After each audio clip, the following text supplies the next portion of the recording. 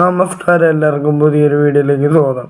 അപ്പോൾ ഇന്ന് നമ്മൾ നോക്കാൻ പോകുന്നത് BSNLൻ്റെ 107ൻ്റെ പ്ലാൻ പലരും റീചാർജ് ചെയ്തിട്ട് പലർക്കും ലഭിക്കുന്നില്ല എന്ന് പറയുന്നുണ്ട്. അപ്പോൾ അതെന്താണെന്നാണ് നമ്മളിന്ന് നോക്കാൻ പോകുന്നത്. അപ്പോൾ വീഡിയോയിലേക്ക് പോകുന്നതിന് മുമ്പ് ആദ്യമായിട്ട് ഈ ചാനൽ കാണുന്ന ആൾക്കാർക്ക് ഒന്ന് ചാനൽ സബ്സ്ക്രൈബ് ചെയ്ത് സപ്പോർട്ട് ചെയ്യണം. നിങ്ങളുടെ സപ്പോർട്ട് ഉണ്ടെങ്കിൽ നമുക്ക് ഇതുപോലത്തെ വീഡിയോസൊക്കെ ഇനിയും ചെയ്യാൻ സാധിക്കുള്ളൂ. പിന്നെ എനിക്ക് തൊണ്ടയ്ക്ക് ചെറിയൊരു കംപ്ലൈൻ്റ് ഉണ്ട്. അപ്പം സംസാരത്തിൽ ചെറിയൊരു വിഷയം ഉണ്ടാവും. അപ്പം എല്ലാവരും ഒന്ന് ക്ഷമിക്കുക.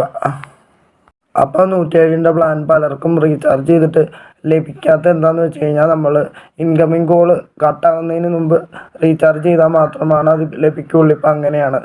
ഇൻകമിങ് കോള് കട്ടായി കഴിഞ്ഞാൽ നമ്മൾ 107 രൂപയ്ക്ക് റീചാർജ് ചെയ്ത് കഴിഞ്ഞാൽ നമുക്ക് കിട്ടത്തില്ല. പിന്നെ നമ്മൾ 147 രൂപയ്ക്ക് ചെയ്യേണ്ടി വരും.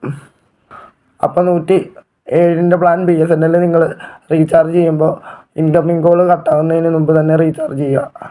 ഇൻകമിങ് കോള് കട്ടായി കഴിഞ്ഞാൽ നിങ്ങൾക്ക് 107ൻ്റെ പ്ലാൻ റീചാർജ് ചെയ്താൽ വർക്കാവുന്നതല്ല. അപ്പോൾ അതുകൊണ്ടാണ് പലർക്കും ലഭിക്കാത്തത്. അപ്പോൾ ഇനി നിങ്ങൾ റീചാർജ് ചെയ്യുമ്പോൾ ഇതൊക്കെ ശ്രദ്ധിച്ചിട്ട് മാത്രം ഒന്ന് റീചാർജ് ചെയ്യുക. അപ്പോൾ ഇന്നത്തെ വീഡിയോ ഇത്രയുള്ളൂ. Okay, thank U.